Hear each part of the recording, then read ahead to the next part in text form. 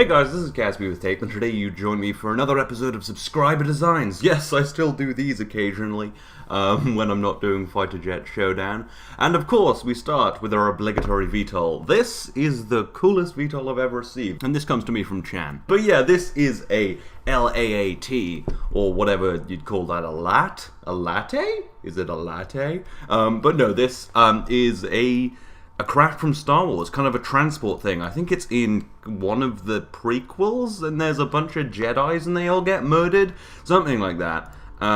So yeah, and this is a VTOL, so if I lock the SAS and turn the RCS on, now for RCS it uses, I think these come from QuizTech, and these are like just air thrusters, which are really powerful and really useful. But yeah, so we activate the Panther jet engines, and then the afterburners, and it takes off with ease. Retract the legs, and now it can fly. We can move forward, move forward with these engines. Good job at talking today, Peter.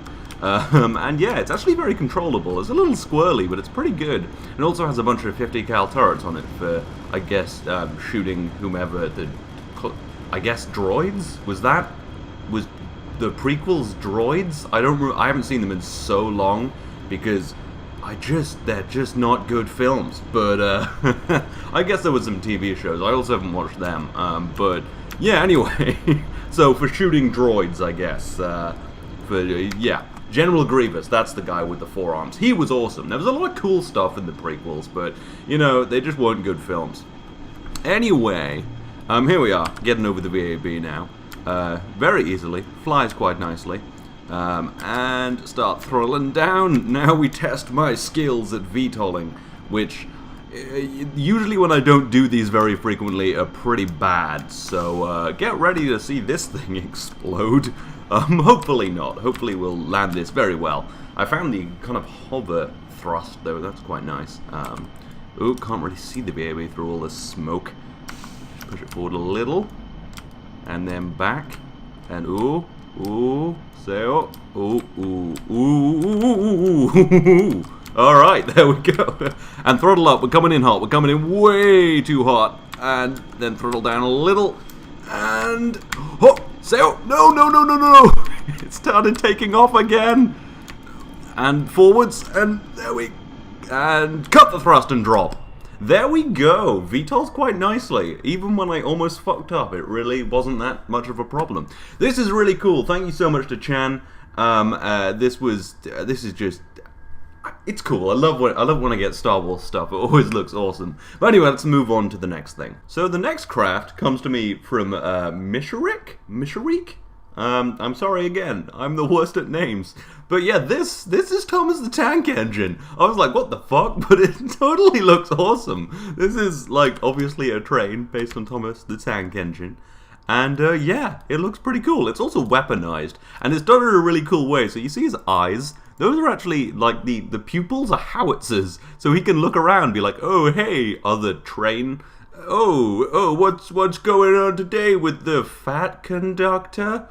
I want to say that's a character. I remember this from my childhood. It's also got a bunch of 30 mils, because, you know, sometimes the fat conductor's an asshole. Actually, there is that one episode where he's like, where whatever his name, fucking green train, won't come out of the tunnel because he doesn't want to wreck his paint. And then they just brick him up. They just brick up the tunnel, and they don't fucking let him leave. And then the last line of the show is the commentator being like, do you think Henry deserved his punishment?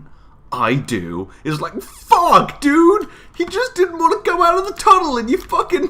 What is wrong with you? So yeah, basically it's a pretty dark show. If you haven't watched British kids TV, it's super fucked up. I actually don't know, is Thomas the Tank Engine British? It's super dark and weird, so I guess it probably is.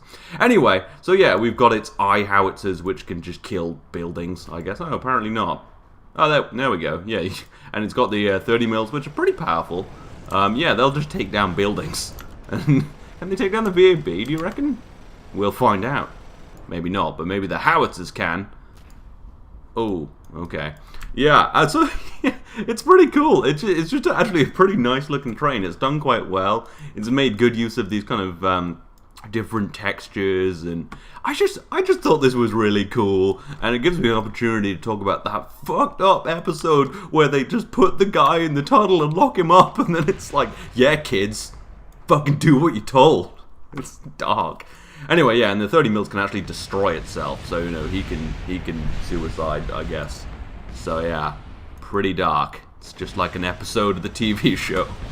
Anyway, yeah, so thank you to Misharik for this. Oh, fucking hell.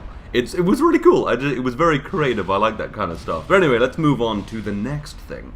So the next craft we're looking at are from Rockets Don't Make Good Toast, whose name I will always love. And this is called Interstellar Re-Enactor. Basically, it reenacts my favorite scene from Interstellar, which I talk about frequently now I think about it, where the spacecraft is spinning, like Matt Damon fucking, in all his infinite wisdom, crashes the spacecraft after being a total dick after America saves him again, the ungrateful asshole. Anyway, so basically he crashes and the thing's spinning and the woman's all like, oh shit, we're gonna die, Matthew McConaughey. And then Matthew McConaughey is like, nah, I can do this. And she's like, it's impossible. And it's like, well, fuck, what do you know? Because he does it. So yeah, basically, there's this big bit of spinning spacecraft, which I'm gonna spin this up now. And basically, Matthew McConaughey has to spin his spacecraft while maneuvering in. So he's like, he has zero, like, spin speed relative to the station and zero normal velocity relative to the station, which is quite difficult. So we're gonna try that today. Alright, this is getting up to speed. I reckon that's enough spin. So I've got to fucking Matthew McConaughey this shit. So this is of course the what are they called? Just basically the little ships that they take around. You know, the little shuttle type things. Oh, it docks on the bottom. Fuck, dude, this is gonna be really difficult. Do I have RCS? I do. That should make this easier. So yeah, this is the little, what are they called? Rangers? I think they're called the Ranger vehicles, which is just like a cool little shuttle. They fly down and they do their shit.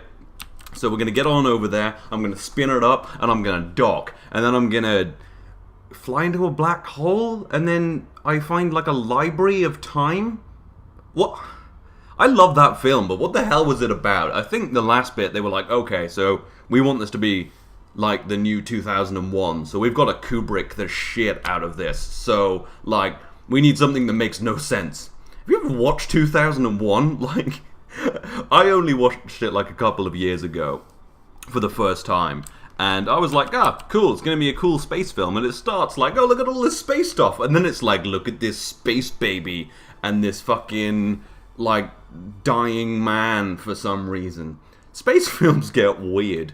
This should just become a film review show where people send me, this has been quite, I didn't think about this when picking the craft, but this has been a very media-centric show. We had Thomas the Tank Engine, we got Interstellar. Apparently I have opinions on every TV show and movie.